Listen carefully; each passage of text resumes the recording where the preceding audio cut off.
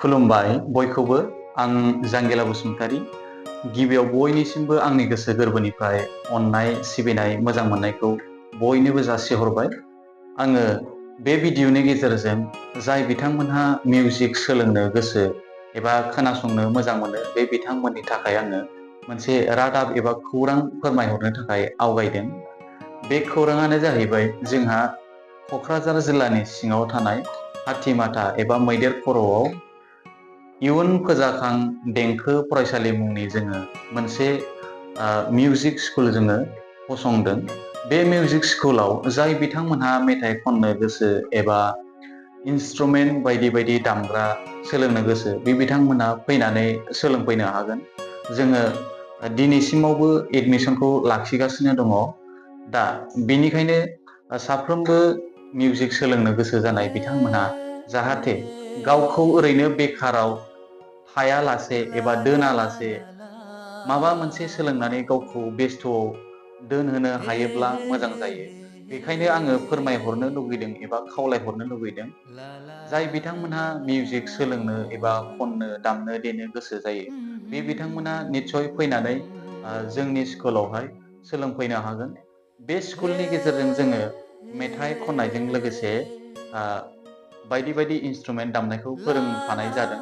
बेफोर इन्सट्रुमेन्टफोरानो जाहैबाय जेरै गिटार, किबर्ड, हारमनियाम, सेरजा बायदि बायदि। दा जाय बिथांमोनहा सोलोंनो गोसो फैनानै सोलोंफैनो हागोन। थ' आङो बे भिडिअनि गेजेरजोंनो आरोबाव नोंथांमोननो जोंनि स्कुलनि सोमोन्दै एबा जोंनि स्कुलनि बाउन्डारि एबा जोंनि स्कुलनि क्लासफोरखौहाय आङो नोंथांमोननो एसे दिन्थिना होनो थाखाय आवगायदों। थ' बिदिब्ला लोगोफोर एबा रायजोफोर बयबो नायलांदो। बेनो जोंनि इयुन फोजाखां देंखो फरायसालि। बे फरायसालियाव बैसोजों जेबो सोमोन्दो लाखिनाय जाया। उन्दै गेदेर गासैखौबो एडमिसन होनाय जायो आरो जोङो बे फरायसालियाव सप्तायाव खननै सुनिबार आरो रबिबार खालि जोङो क्लास खालामनाय जायो।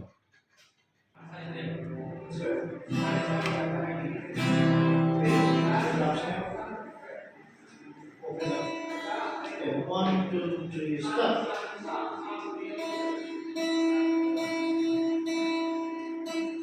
Akan tinggal cek.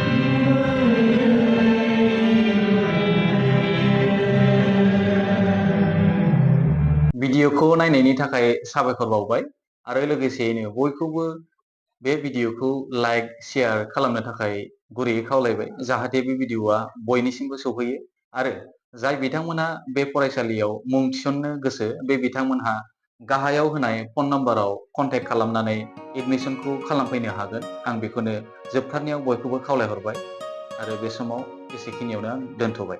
Thank you.